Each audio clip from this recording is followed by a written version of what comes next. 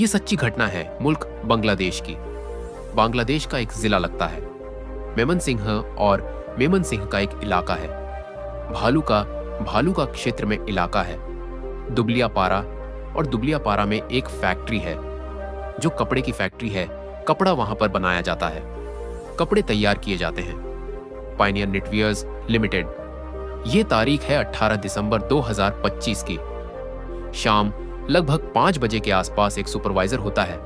नाम उसका दीप चंद्र दास, उम्र लगभग 27 साल के आसपास होती है। उसको उसकी फैक्ट्री के अंदर लोग अजीब तरह से देख रहे थे, घूर रहे थे। हालांकि दीपू लोगों से पूछने की कोशिश कर रहा था। तभी एक आदमी आता है, उसकी तरफ गुस्से से गाली देते हैं, उसके साथ बदतमीजी करने लगता है और यही बात पहुंच जाती है उस फैक्ट्री के ऑफिसर तक के पास। ऑफिसर इस मामले को बड़ी गंभीरता से लेते हैं। तत्काल ही उसे दीप चंद्र दास को अपने पास बुलाते हैं। केबिन में बुलाने के बाद कहते हैं कि तुम यहां बैठो, मैं लोगों से जाके बातचीत करके आता हूं। अब ये खबर जो थी पूरी फैक्ट्री के अंदर फैल चुकी थी। लोग समझ नहीं पा रहे थे। अब अधिकारियों को इस बात का सामना करना पड़ रहा था। ये बताइए, जब ये हमारे धर्म के ऊपर एक अभद्र टिप्पणी कर रहा है, सोशल मीडिया पर अनाप शनाप बातें लिख रहा है, उसके बावजूद ये हमारी फैक्ट्री में काम कर रहा है। तब अधिकारी जो जिम्मेदार था, जिसका नाम आलमगीर हुसैन होता है, उसने कहा कि आप परेशान मत होइए, मैं कोई रास्ता निकालता हूं। वो दीपू के पास जाते हैं और दीपू के पास जाने के बाद कहता है कि दीपू, आपको अपना इस्तीफा देना ही पड़ेगा। आपको हम फैक्ट्री से निकालेंगे, यह हमारी मजबूरी है, क्योंकि पूरी फैक्ट्री के लोग सब तुम्हारे खिलाफ हो गए हैं। वो कहता है, साहब मैंने कुछ भी नहीं कहा है। वो हाथ जोड़ रहा है, उनके सामने गिड़गिड़ा रहा है, लेकिन गिड़गिड़ाने की ना तो उस अधिकारी पर कोई असर पड़ रहा था और ना ही फैक्ट्री के अंदर काम करने वाले जो लोग होते हैं उन पर कोई असर पड़ रहा था। और देखते ही देखते बड़ी संख्या में लोगों ने काम करना छोड़ दिया और हुजूम सा लगना शुरू हो जाता है।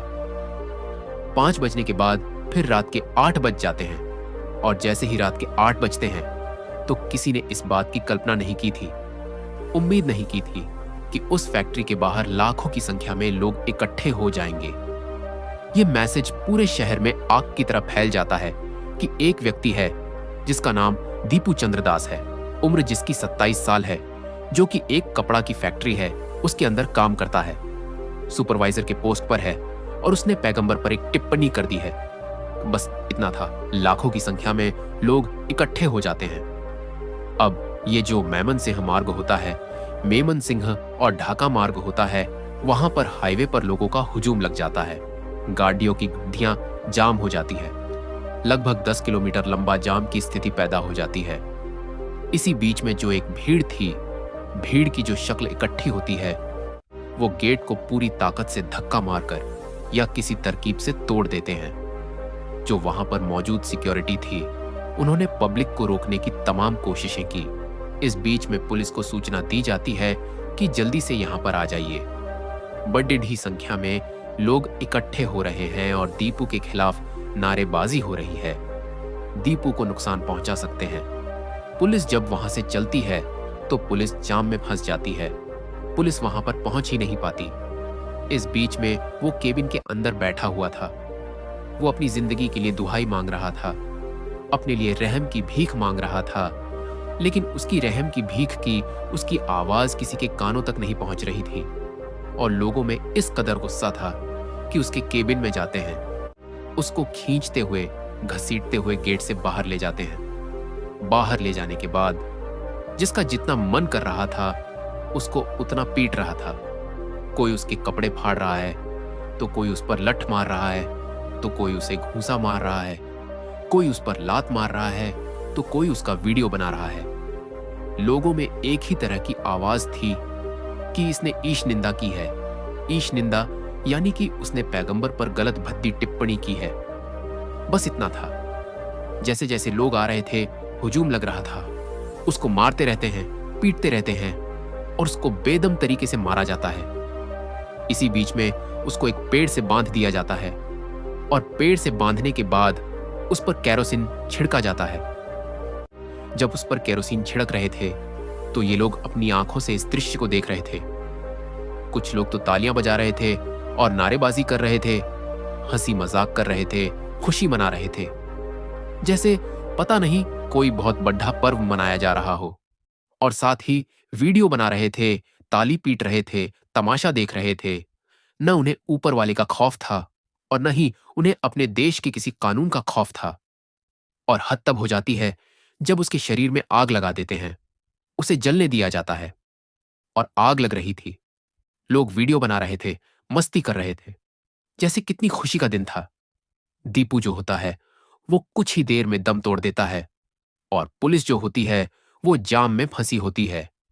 हालांकि पुलिस ने मौके पर पहुंचने की कोशिश की, लेकिन उसकी कोशिशें नाकाम हो जाती हैं। तब तक वो काफी मात्रा में जल चुका था। भीड़ शांत जरूर हो जाती है, लेकिन उसके शरीर को वहां से निकाला जाता है जो जली हुई हालत में था, बुरी हालत में था। उसके बाद यहां से फिर उसके पोस्टमार्टम के लिए भेजा जाता है। पुलिस वाले आप बात कर रहे थे, हमें समय पर सूचना दे दी होती।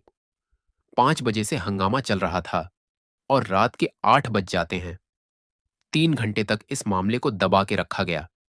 इसमें जो उसके साथ कर्मचारी हैं, उनकी भी चाल है। उन्होंने फिर इस मामले की जांच पड़ताल करना शुरू किया, क्योंकि वो खुद नहीं करना चाहते थे। जब भारत का दबाव बढ़ने लगता है, जब दुनिया के अलग अलग मुल्कों का दबाव बढ़ने लगता है, तब वहां की पुलिस सक्रिय हो जाती है। और सक्रिय होने के बाद आखिरकार पुलिस ने जब अपना काम किया, काम करने के बाद लिंकन सरकार मोहम्मद तारिक, हुसैन, मानिक, मियां रशादली निजामुद्दीन, आलमगीर हुसैन, मिराज, इस तरह के 7 लोगों को गिरफ्तार कर लिया। और गिरफ्तार करने के बाद आखिरकार इस मामले को कहीं ना कहीं ये डैमेज कंट्रोल करने वाली स्थिति थी। यह लगभग 60 किलोमीटर दूर उसके परिवार को जब अलग अलग सोशल मीडिया के हैंडलिंग या टीवी अखबार के माध्यम से पता चलता है कि उनके बेटे की तो किसी ने हत्या कर दी है। हत्या का कारण जब वो जानते हैं तो वाकई उनका रो रो कर बुरा हाल हो जाता है।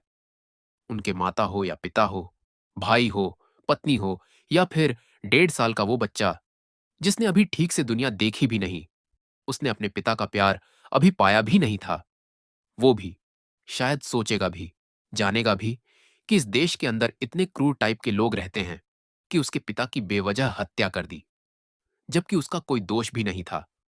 और जो उस पर आरोप लगाया गया था वो आरोप से सिद्ध नहीं होता है। भारत के प्रधानमंत्री को बांग्लादेश के खिलाफ कुछ ऐसा बोलना चाहिए, ऐसा करना चाहिए ताकि उसे सबक मिल सके और भविष्य में किसी भी ऐसे दीप जैसे लोगों के खिलाफ कोई भी इस तरह की बात हो, कुछ करने से पहले लोग वहां के हजारों बार सोचें, ताकि क्योंकि वो शायद बांग्लादेश ऐसा लग रहा है जैसे पाकिस्तान की राह पर चल रहा है। दोस्तों, इस पूरे घटना का उद्देश्य किसी को परेशान करना नहीं है, किसी का दिल दुखाना नहीं है, बल्कि आपको जागरूक करना है, आपको सचेत करना है।